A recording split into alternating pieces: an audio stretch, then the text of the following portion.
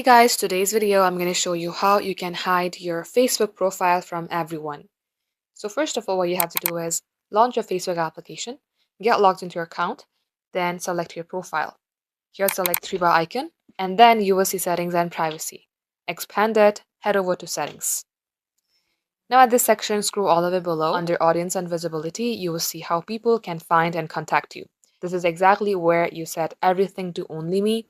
So for example, you can see who can send you friend requests. From this section, if there is an option of only me, go ahead set it to that. If not, simply select friends of friends and then save it.